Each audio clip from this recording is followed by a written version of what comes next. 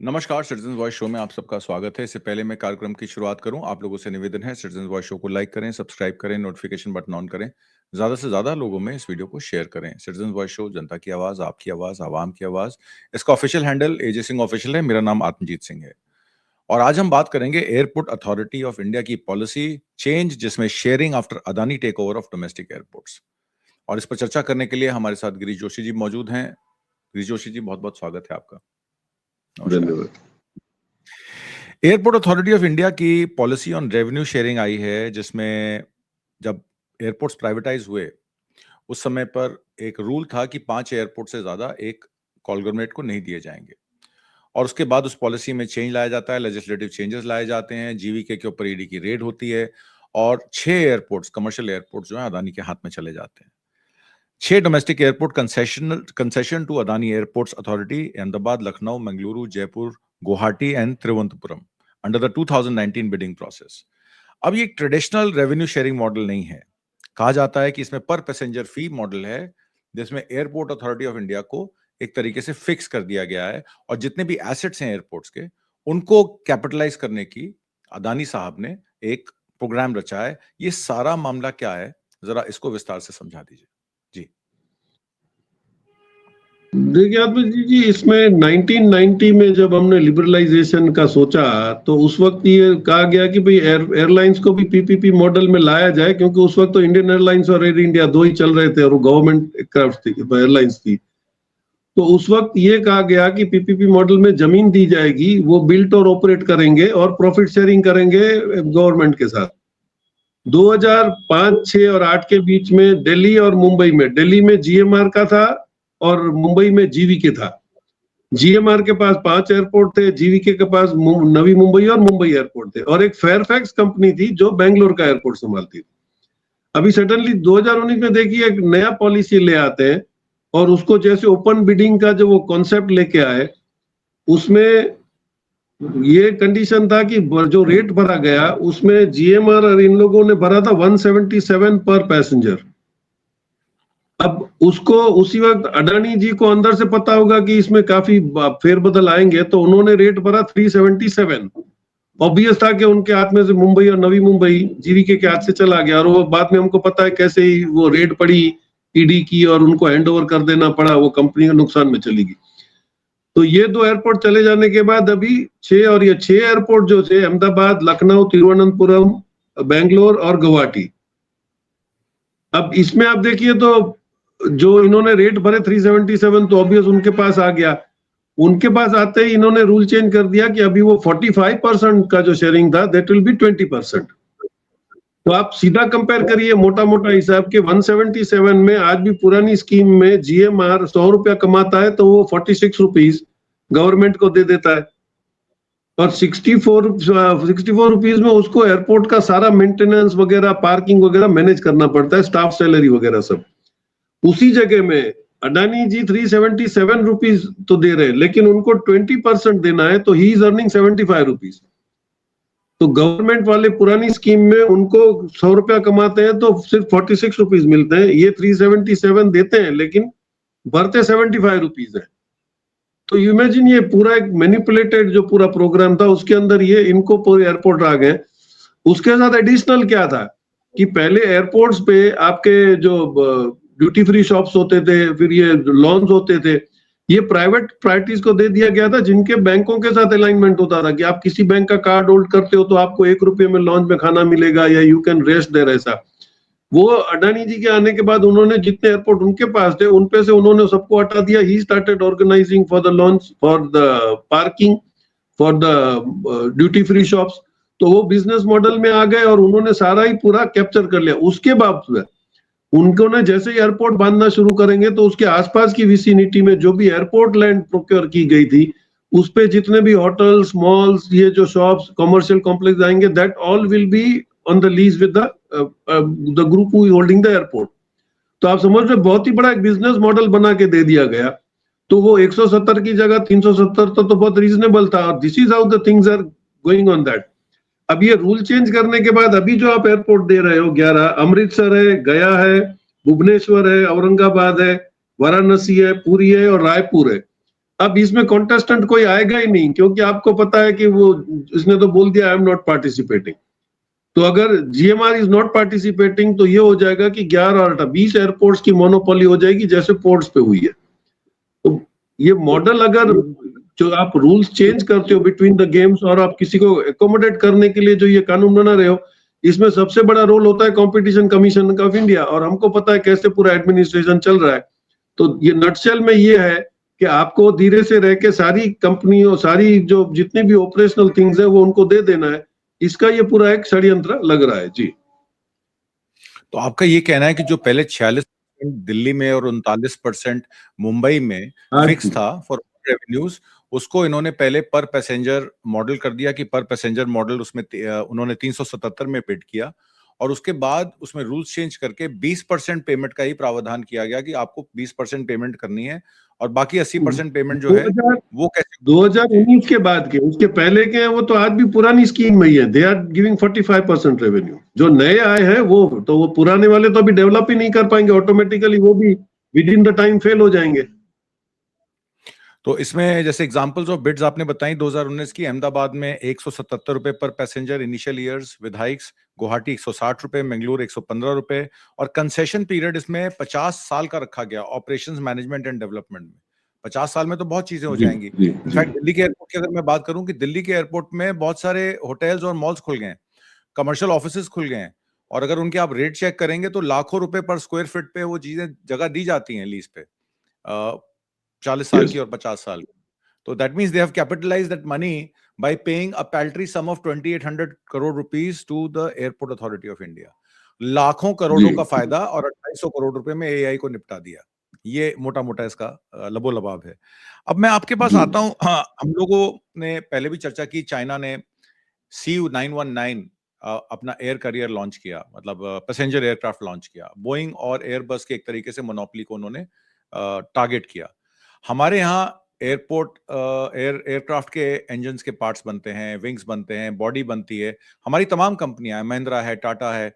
अभी तक हम अपने जो पैसेंजर एयरक्राफ्ट को लेकर हमारे यहाँ क्या पॉलिसी बनी अभी तक, और क्या हम इस पोजीशन पर हैं कि हम अपना एयरक्राफ्ट बना सकते हैं? क्योंकि हम लोग बोइंग में ऑर्डर देते हैं, ऑर्डर्स कंप्लीट नहीं होते, एक ही एयरलाइंस की मोनोपोली है। टिकट आप देख लीजिए, दुबई जाने का टिकट जो है वो सस्ता है, और मुंबई जाने का टिकट आज की डेट में, गोवा जाने का, चेन्नई जाने का टिकट महंगा है। तो एक तरीके से जो मोदी सरकार ने कहा, मोदी जी ने खुद कहा था कि हवाई चप्पल वाला भी हवाई जहाज में बैठेगा, हवाई जहाज में बैठने वाला हवाई चप्पल पर आ गया है। तो जरा सा इसका भी बता दीजिए कि एयर क्राफ्ट मैन्युफैक्चरिंग में भारत आज की डेट में कहां पहुंचा है? जी। ये एक समझ में नहीं आ रहा है कि जिस आप इनिशियली थोड़ा सा बैक में जाएं तो इंडिपेंडेंस के इमीडिएटली बाद एक कंपनी थी वालचंद हीराचंद दोषी ग्रुप, वालचंद हीराचंद ग्रुप। उन्होंने एक जर्मन एयरक्राफ्ट आर्किटेक्ट जो था कुर्ट टोंक करके, उसको ये लोग कहीं से भी ढूंढ के लाए थे, और उसको उन्होंने बैंगलोर में ये हिंदुस्तान एयरक्राफ्ट लिमिटेड नाम की company which was totally funded by Walchand Hirachand group, और उन्होंने फाइटर एयरक्राफ्ट बनाने की शुरुआत कर दी। उसको सब पता था, और we have already flown and prototype 1960 में बैंगलोर के ऊपर प्रोटोटाइप भी फ्लाई हुआ था। मतलब इंफ्रास्ट्रक्चर हमारे पास था। हिंदुस्तान एरोनॉटिकल्स लिमिटेड केपेबल है, उसके पास एक्सपर्ट चीजें हैं, लेकिन उसमें आप डिटेल्स में जाइए तो एक कंपनी आप देखिए, Tata advance system. Tata advance system जो है ये कंपोनेंट्स बनाती है एयरक्राफ्ट के, उसमें विंग्स हैं, इंजन पार्ट्स हैं, यूएवीज हैं और रडार्स हैं। अब वो किस कंपनी के लिए बना रहे हैं? बोइंग के 737 मैक्स के लिए। और इसमें आप देखिए कि जब ये आप लोग बॉक्सेस बना रहे हैं, गियर अपना लैंडिंग गियर के और फ्यूल टैंक्स बना रहे हैं, काफी मतलब मेजॉरिटी F-16 के विंग्स बना रहे हैं। तो ये जो मेजर पार्ट्स हैं वो हम लोग बनाने के सक्षम है, और हम लोग एक्सपोर्ट कर रहे हैं बाकायदा सक्सेसफुली फॉर ईयर्स। और एक बेंगलोर की कंपनी है AEQS। अब इस कंपनी को आप देखिए तो ये बहुत पहले से ये एक स्टार्टअप में इंडिपेंडेंट बंदे ने शुरू किया था। वो लैंडिंग गियर के पार्ट्स बना रहा है, टंगस्टन के फोर्ज्ड। उसके पास फोर्जिंग की सबसे अच्छी फैसिलिटीज है, और टंगस्टन की आइटम्स फोर्ज करना is really high technical job. अभी तो अब थोड़ा इजी हो गया है। तो स्टील में, एल्यूमिनियम में फोर्जिंग करके ये आदमी आज भी लैंडिंग गियर्स में एयरबस और बोइंग जैसी कंपनियों को अपना ये लैंडिंग गियर के पार्ट्स सप्लाई कर रहा है। और एक है डायनेमिक टेक्नोलॉजीज बेंगलोर में, वो जर्मनी, इंडिया और यूके में जॉइंट मैन्युफैक्चरिंग कर रहे हैं। उसमें वो हाइड्रोलिक सिस्टम्स बना रहा है। उसमें भी आप देखिए तो एयरबस 320 और A330 के लिए वो भी उसके स्पेयर पार्ट्स ये सप्लाई कर रहे हैं। वो इलेक्ट्रॉनिक सिस्टम्स भी बना रहा है। अब इसके बाद एक है महिंद्रा एरोस्पेस, जिसको हम जानते हैं कि वो फेमस कंपनी है। वो तो मेजर एयरक्राफ्ट के पार्ट्स बनाते हैं एयरबस और एम्बोडियर के लिए। उसमें आप देखिए तो वो हेलीकॉप्टर H158 के लिए भी पार्ट्स बना रहे हैं, एयरबस 380 के लिए भी वो बना रहे हैं, और ऑलमोस्ट 1,20,000 कंपोनेंट्स वो इस वर्ल्ड की पूरी एयरलाइन मैन्युफैक्चरिंग इंडस्ट्री को ये सप्लाई करते हैं। सबसे एस्टोनिशिंग जो है उसमें दो कंपनियां और एक हैं, सेमोस और सेमसेरा। लेकिन गोदरेज एरोस्पेस जो है दैट इज वेरी टिपिकल। आप देखिए वो जो काफी टाइम से कर रहे हैं, और वो तो एक रेप्यूटेड कंपनी है। वो बोइंग 737 मैक्स के लिए देने के साथ वो चाइना की कोमैक C919 को भी पार्ट सप्लाई कर रहे हैं। तो अब देखिए कि जितना डिपेंडेंस हम लोगों ने, almost 25% of the aircraft components हम लोग बना रहे हैं, सक्सेसफुली जा रहे हैं, और there is no complain against that. तो ये सब कंपनियों को क्यों ना मेक इन इंडिया में प्रमोट किया गया कि वो बना दें। जगह की हमारे पास कमी नहीं है, इंजीनियर्स के पास हमारे पास कमी नहीं है।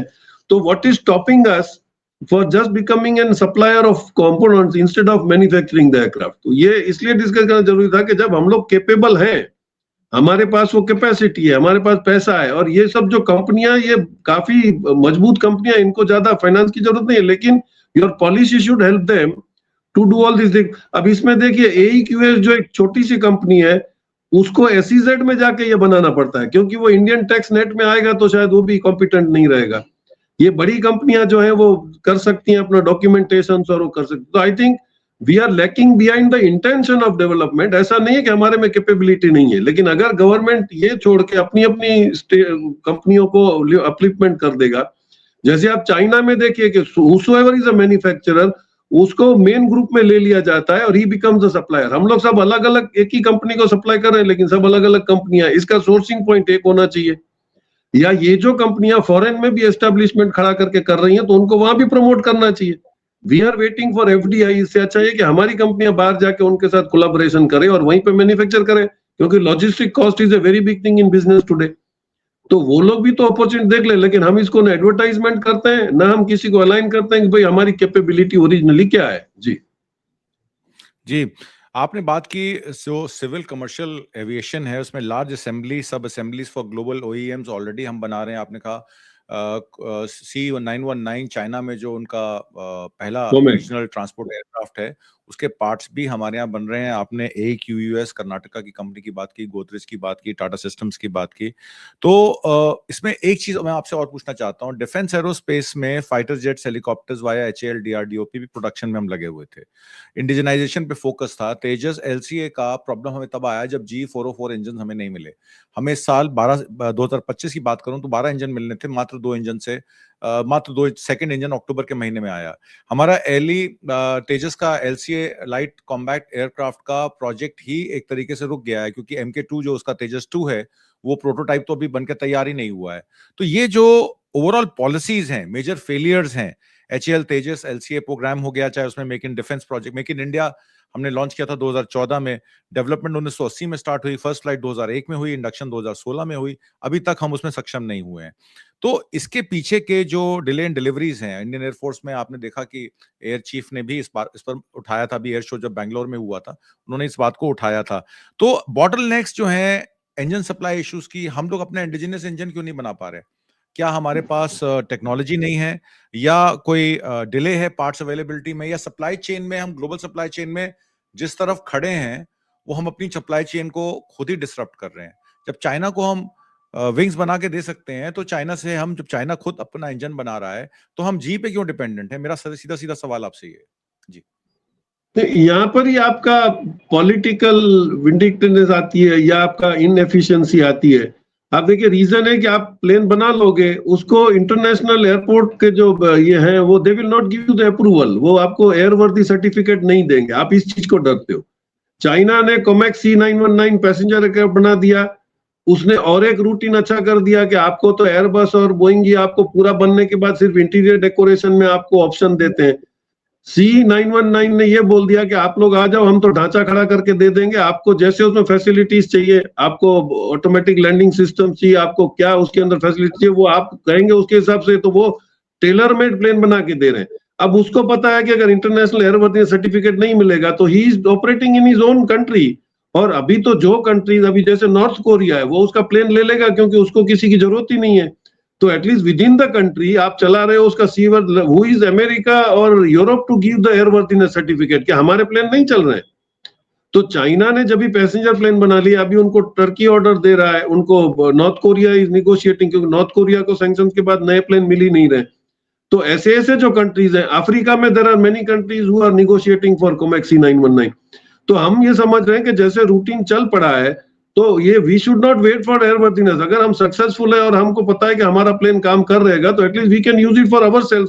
तो इतने सारे अभी आपके 180 121 एयरपोर्ट अभी आप ऑक्शन करने जा रहे हो, आपके 80% जो लॉस गोइंग है उस पे अगर कोई बिडर नहीं आता है, तो definitely you can operate that smaller planes और दैट, और आप कर रहे।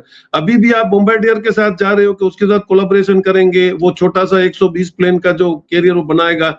We are still not that lacking कि हम लोगों को अभी भी वो टर्बो टाइप का एयरक्राफ्ट बनाने की जरूरत पड़े। We are capable of making that. अब क्यों नहीं हो रहा है, that is to the government. क्योंकि ना हमारा डिफेंस, आपका डिफेंस का भी देखिए, डीआरडीओ और डिफेंस के जो R&D विंग्स है, they are very very powerful, और वो अपने आप से एक्सपेरिमेंट करते हैं। लेकिन आपकी इंटेंशन कि या तो आपका जो डरपना है वो आपको नहीं आगे आने दे रहा है, या what is the thing that they will have to decide. अगर इनको ऑटोनॉमस कर दो चाइना की तरह। अभी आप देखिए, किसी चाइना में अभी कल ही मैसेज था कि मेयर ने बोल दिया कि मैं कार की कंपनी डालूंगा। मेयर के पास इतने पावर है कि उसने 2 कंपनियों को बुला के उसके अपने प्रोविंस में उसने कार मैन्युफैक्चरिंग की कंपनी डलवा दी। Why are we not be able to capable of doing that? तो मैं समझता हूँ काफी कुछ लेकुनास है। या तो हम बहुत ज्यादा अमेरिका से डर रहे हैं, या हम लोग ऐसे कि अमेरिका से हमारी मार्केट चली जाएगी। It's the time now to decide. और अभी ये होपफुल है कि अफ्रीका वगैरह की जो ग्रोइंग इकोनॉमी है, they are now looking towards BRICS instead of Europe and Africa. तो ये सारी अपॉर्चुनिटीज है जो टैप करके आपको अगर विश्व गुरु बनना ही है, तो these are the steps that you will have to take. जी। इनफैक्ट आपने जो भी बताया, मैन्युफैक्चरिंग ग्रोथ लैग्ड एक्सपेक्टेशंस, क्योंकि आपने उसको होमवर्क नहीं किया, आपने इंफ्रास्ट्रक्चर को प्रिपेयर नहीं किया, ब्यूरोक्रेटिक डिलेज हैं, क्वालिटी कंसिस्टेंसी में इशू है, क्वालिटी कंट्रोल्स आपके पास नहीं है, स्किल्ड वर्कफोर्स गैप्स हैं, क्योंकि आपने आईटीआई की ट्रेनिंग जो है वो प्राइवेट हाथों में दे दी। जो थोड़े बहुत आपके टेक्नीशियंस बन के आ रहे थे वो भी खत्म हो गए। इंफ्रास्ट्रक्चर लिमिटेशंस तो जो हैं सो हैं। डिपेंडेंस ऑन फॉरेन टेक्नोलॉजी, आपने बताया कि एयरबस C295 की असेंबली लाइन गुजरात में है for military transport. Core technology yes. Remains foreign. So जब आप फॉरेन टेक्नोलॉजी पे डिपेंडेंट हैं, तो फिर आप आत्मनिर्भर कैसे हो सकते हैं? तो आत्मनिर्भर होने, मैन्युफैक्चरिंग तभी होगी जब आप आत्मनिर्भर होंगे। भारत आत्मनिर्भर तभी होगा जब अपने टेक्नोलॉजी रिसर्च एंड डेवलपमेंट में आप पैसा खर्च करेंगे। सारे जीडीपी का बजट का पैसा 1% R&D पे खर्च होता है, बाकी 99% सरकार के एडवर्टाइजमेंट्स पे खर्च होता है, और यही सारी स्कीम्स पे चल रहा है। प्राइवेट सेक्टर्स की भी कुछ लिमिटेशंस हैं, क्योंकि टाटा महिंद्रा अगर डिफेंस में है, तो डिफेंस में उनको ऑटोनॉमस बॉडी के तहत उनको फंक्शन करने की आजादी होनी चाहिए। पर यहाँ तो जब फाइल यस। जाती है, उस फाइल को दबा दिया जाता है, क्योंकि उसमें फिर फॉरेन इंटरेस्ट आ जाते हैं, और फॉरेन लॉबिंग फर्म्स जो हैं वो इंडिया की ब्यूरोक्रेसी को एक तरीके से कंट्रोल करके बैठी हैं। इतने ब्यूरोक्रेटिक डिलेज हैं कि कंपनियां आती हैं, लाइसेंस के लिए अप्लाई करती हैं, 6-6 महीने 8-8 महीने उनकी फाइल पड़ी रहती है, उसके बाद वो भाग जाती हैं। जितने भी एरो इंडिया 2025 में कंपनीज आई, बहुत कम कंपनीज हैं, लॉकहीड मार्टिन है और कंपनीज हैं, उन्होंने कोशिश की यहाँ सेटअप बनाने की, पर वो सिर्फ एक हम ओईएम पार्ट्स मैन्युफैक्चर बन के ही रह गए हैं। फुल असेंबली लाइन बनने में भी बहुत समय लगेगा। और उसके अलावा एक इंपॉर्टेंट इशू है, हमारी एनर्जी रिक्वायरमेंट जो है वो लगातार बढ़ती जा रही है। अब हम क्रूड पे डिपेंडेंट थे, रशिया से क्रूड आ रहा था, उसको अमेरिका ने कहा कि 25% टैरिफ लगा के सैंक्शंस लगा दिए। ईरान से तेल लेने में हमें दिक्कत आ रही थी, ईरान का हमने समर्थन नहीं किया। अभी तो वॉर की नौबत आ गई है अमेरिका और ईरान के बीच में, और इजराइल उसके बीच में भूमिका निभा रहा है। मेरा सीधा-सीधा सवाल आपसे ये है कि 2014 में जब मोदी सरकार आई थी, तो उन्होंने गुजरात मॉडल के तहत सोलर एनर्जी की बात की कि हम सोलर के तहत रिन्यूएबल एनर्जी प्रोजेक्ट्स लगाएंगे। 500 gigawatt non fossil fuel target उन्होंने 2030 का दिया। 2025 की बात करें तो solar capacity leads by 110 plus gigawatt, while wind lags around 47 to 50 gigawatt historically with slower recent additions. तो ये पॉलिसीज जो हैं वो सोलार को ज्यादा फोकस करती हैं और विंड को कम फोकस करती हैं। हालांकि wind is cost effective and more efficient. मेरा जरा सा आपसे ये पूछना था कि विंड एनर्जी में और सोलर एनर्जी में या रिन्यूएबल एनर्जी में भारत क्यों लैग कर रहा है पीछे, चाहे वो बैटरीज हो या विंड एनर्जी हो? जी। तो देखिए, बेसिकली जो हम लोगों ने डेवलपमेंट वाली बात करी, तो डेवलपिंग कंट्रीज एशियन में या देख लो या यूरोपियन कंट्रीज में सबसे बड़ा फैक्टर होता है एक लॉजिस्टिक्स और एक पावर। हम लोग सबसे ज्यादा महंगा पावर दे रहे हैं। तो आप देखिए, जैसे इनिशियली फ्री ट्रेड जोन्स बने थे तो उसमें पहला कंडीशन ये भी था कि उनको पावर में फिक्स चार्जेस की सब्सिडी मिलेगी, वो they will not be charge. The reason is आपको कॉम्पिटिटिव बनना है। अभी जहाँ रशिया चाइना 4 रुपए पे चल रहे हैं, वियतनाम जैसे 5.25 रुपए में चल रहे हैं, हम लोग 8.5 रुपए में चल रहे हैं पर यूनिट। तो this is direct lading cost on the company, ये एक फैक्टर है। अभी इसमें आप देखिए, आपको मैं जो प्लेयर्स के नाम दूंगा तो आप इसमें इंटेंशन समझ जाओगे। सोलर में कौन कौन है? अडानी ग्रीन, टाटा पावर और एनटीपीसी। विंड में 1995 में एक कंपनी सुजलॉन, जो आप दुनिया भर में अपना विंड के लिए उसके अपना नाम कमा लिया है, तुलसी तांती करके भावनगर में छोटी सी कंपनी थी जिसने अपने आप से वो सेल्फ मेड एक कंपनी है। उसके बाद सीमेंस है जिसको फॉरेन कंपनी माना जा सकता है, और एक इनॉक्स विंड मिल्स लिमिटेड करके है। अभी ये लोग अच्छे से अच्छा प्रोग्रामिंग कर रहे हैं।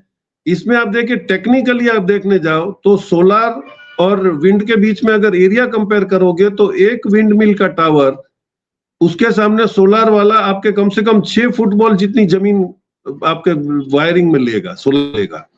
तो आप देखिए कि सोलर की लैंड रिक्वायरमेंट कितनी ज्यादा है। फिर उस पे आप एफिशिएंसी पे आओ तो इसका होगा आपको सोलर में, इसको बोलते हैं CUF, कैपेसिटी यूटिलाइजेशन फैक्टर जो है वो सोलर का आता है 17 से 21%, विंड का आता है 25 से 35%। पावर लॉस जो माना जाता है एफिशिएंसी, उसमें आप देखोगे तो सोलर आपको मैक्सिमम देगा 17 से 18% और इसमें आपको मिल जाएगा 50 to 60%, क्योंकि इसमें फिर सोलर जो है आपका वो लाइट पे डिपेंडेंट है।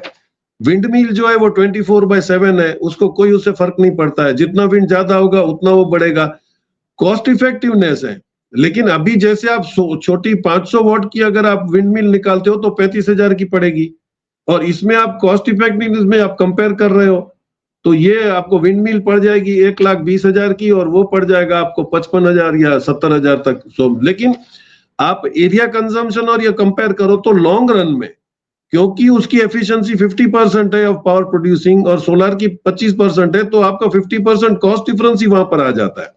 लेकिन आप उसको प्रमोट नहीं कर रहे हो, क्योंकि आपका जो इंटेंशन था, पहले हम लोगों ने डिस्कस करा था कि carbon credit is becoming a very big hurdle in the export business of cement, steel वगैरह।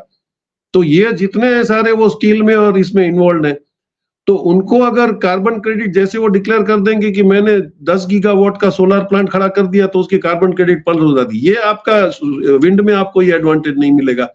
तो हम अभी भी वो कंपेयर कर रहे हैं कि भाई बड़े बच्चों को ज्यादा खाना मिल जाए, छोटे बच्चे अपने आप से लड़के खड़े हो जाएंगे। अगर यही 3 कंपनियों को आप मैन्युफैक्चरिंग सब्सिडी दे देते हो और ये अगर उसी प्रोडक्शन लाइन में आते हैं, तो आप देखिए कि लिमिटेड एरियाज हैं। इसके बाद अभी लेटेस्ट एक टेक्नोलॉजी है जिसको ये लीफ पावर विंड बोलते हैं। ये इथोपिया जैसे कंट्रीज ने करा है। आप उसको सर्च करेंगे तो ये 2 रोड के बीच में डिवाइडर में एक बिल्कुल अपने पेड़ के पत्ते की तरह एक छोटे से प्लास्टिक के लीव्स है, वो उस व्हीकल मूवमेंट से घूमते हैं और वो अच्छे से अच्छा पावर जनरेशन कर सकते हैं। तो why are we not changing to that? We are not immune to change very fast, क्योंकि हम लोगों को उसमें अपना जो सेल्फिश इंटेंशन है वो हमको छोड़ना नहीं है। तो जितना न्यू डेवलपमेंट हो रहा है, अभी आप देखिए विंड मिल में भी इन लोगों ने अच्छे अच्छे टर्बाइंस बनाए, मेंटेनेंस कॉस्ट है। आप बता रहे हो कि एम्प्लॉयमेंट सोलर में ज्यादा है, लेकिन how long will that B sustain? जब भी, क्योंकि उसमें आपको आप बता सकते हो कि एम्प्लॉयमेंट बढ़ गया है फॉर अनएजुकेटेड पीपल। सोलर में आपको साफ करने वाला चलेगा, विंड मिल में यू नीड ए टेक्नीशियन, क्योंकि वो सेल्फ गवर्नड है, लेकिन उसका पावर मेंटेनेंस करना है। और इसी का जैसे ये कंपैरिजन शुरू हुआ काफी मीडिया में, तो आज ही अडानी साहब ने डिक्लेयर कर दिया कि मैं 40,000 करोड़ का प्रोजेक्ट खावड़ा में डाल रहा हूं फॉर पावर स्टोरेज, क्योंकि यही एक ड्रॉबैक था। आप ग्रिड में जाओगे, लेकिन ग्रिड की रिक्वायरमेंट में आपको किसी की जमीन हड़पनी पड़ती है, वहां से लाइनें डालनी पड़ती हैं, और फिर वही होता है कि सोलर आपको रात को पावर दे नहीं पाता और पीक आवर्स रात को होते हैं। तो अभी आप उसको वापस एडवर्टाइज करके बोलते हो कि 40,000 करोड़ में मैं स्टोरेज डालूंगा, तो when you are trying to influence somebody, और जो वाकई में जो वर्ल्ड में अपना अच्छे से, और ये ज्यादा क्लीन एनर्जी मारी जाती है आपके सोलार से, विंड पावर, तो ये हमको जरूरत है कि विंड पावर को हम प्रमोट करें, पावर फैक्टर को नीचे लाएं, और ये इंडस्ट्रीज की जो है, आप कम से कम इसी इंडस्ट्रीज को बोल दो कि भाई अपनी अपनी वो विंड मिल डाल के वो अपना काम शुरू कर सकते हैं, तो I think that will also save their power, और ये आपका काम हो सकता है। तो इलेक्ट्रिसिटी और लॉजिस्टिक कॉस्ट जब तक आप कट नहीं करोगे, आप भूल जाओ कि आपके एफडी आएगा, क्योंकि you are the highest charging people in the world. जी, क्योंकि जो हमारे कोल फर्नेस प्लांट्स हैं, कन्वेंशनल एनर्जी है, उसपे जो मशीनरी आती है वो हाईली इन्वॉइस्ड होती है, उसकी इन्वॉइस एस्केलेटेड होती है, इसीलिए उसका खामियाजा जो है वो पब्लिक भुगतती है। उसका डीआरआई का केस 2010 से आज भी सुप्रीम कोर्ट में पेंडिंग है। जो मशीनरी इंपोर्ट की गई अदानी साहब द्वारा, विनोद अदानी ने उसको रीबिल्ड किया और एक तरीके से $1 बिलियन का उस समय पे 60 रुपए का डॉलर मान लीजिए, 6,000 करोड़ रुपए का जो घपला हुआ वो आज तक भारत भुगत रहा है उसको।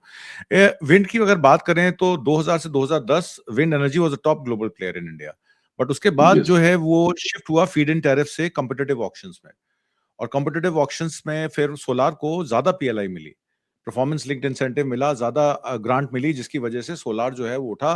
और सोलार ने एक और चीज क्रिएट की, उन्होंने सेकी के थ्रू जो कॉन्ट्रैक्ट्स किए, जैसे एसईसी का केस जो अदानी पे चल रहा है, तो आपको याद होगा जब इनॉग्रल हुआ था जनवरी में, ट्रम्प साहब का 22 तारीख को या 23 तारीख को जब इनॉग्रल हुआ था, उस समय ट्वीट किया था अदानी साहब ने कि we make a commitment of 10,000 megawatt of solar energy to America. और उसके बाद जब ये एसईसी का खुलासा हुआ तो आज तक सिक्योरिटी एक्सचेंज कमीशन वाले ढूंढ रहे हैं, अदानी साहब मिल नहीं रहे हैं।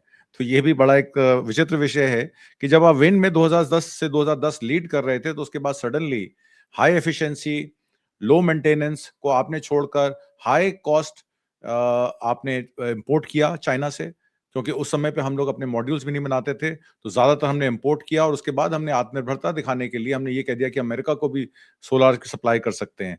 अमेरिका को पता है आपका सोलार कहाँ से आ रहा है। विंड टर्बाइंस पे अगर हम बात करें तो विंड टर्बाइंस की कैपेसिटी फैक्टर जो है वो डेफिनेटली सोलार से ज्यादा है। और दूसरे इश्यूज जो हैं वो रेगुलेटरी चेंजेस हैं। 2025 का ड्राफ्ट जो है उसने ग्रीन पावर रूल्स सीईआरसी का चेंज किया, फाइनेंशियल चैलेंजेस हैं, इंटीग्रेटिंग अब कोल हैवी ग्रिड जो है, क्योंकि आपने देखा अदानी साहब कोल भी इंडोनेशिया में कोल की खदानें भी चलाते हैं, कैलोरीफिक वैल्यू भी इंक्रीज करते हैं, उनके अपने हाइब्रिड प्लांट्स भी लगाने हैं, कोल फायर फर्नेस प्लांट भी लगाने हैं, तो फिर विंड को कहाँ से बढ़ावा मिलेगा। तो सिंगुलर पॉलिसी एक ही आदमी के फायदे के लिए अगर बनाई जाएगी तो भारत की आत्मनिर्भरता क्या, भारत कुछ भी मैन्युफैक्चर नहीं कर पाएगा और सिर्फ पार्ट्स को असेंबल करता रह जाएगा। आज की परिचर्चा में भाग लेने के लिए और जी जी जी इसमें एक पॉइंट और भी आप जोड़ दीजिए कि आज भी सोलर में 80 to 90% of the parts are imported from China, जबकि कि विंड में आपका 33% components are manufactured in India. तो आप जी। फॉरेन एक्सचेंज की जो दुआई दे रहे हो, आपका वो फॉरेन एक्सचेंज बच रहा है, that should also be decided कि भाई आपका कैसे फॉरेन एक्सचेंज बचेगा और आप कैसे इंडियन कंपनीज को अपलोड कर सकते हो। जी, तो बड़े सिंपल टर्म्स में हम कह सकते हैं कि ये सोलार को इसीलिए प्रमोट किया गया कि उसके थ्रू सोलर कॉन्ट्रैक्ट्स 25-25, 30-30 साल के अनुबंध आप स्टेट एजेंसीज के साथ कीजिए, किसको कहते हैं ना, पैसा दीजिए और धंधा लीजिए। तो सीधा सीधा उसमें वही बात आ जाती है कि जो उस एजेंसियों को चला रहे हैं, गवर्नमेंट एजेंसियों को चला रहे हैं, उनके घर में भी पैसा आ रहा है। और अदानी साहब को तो वैसे ही इतनी सब्सिडी और पीएलआई मिल जाती है कि विंड हो या सोलार हो, बल्ले बल्ले तो अदानी साहब की होगी। तो आज की परिचर्चा में भाग लेने के लिए और बहुत सारी महत्वपूर्ण जानकारियां देने के लिए गिरीश जोशी जी बहुत बहुत धन्यवाद। नमस्कार। Thank you sir. Thank you very much.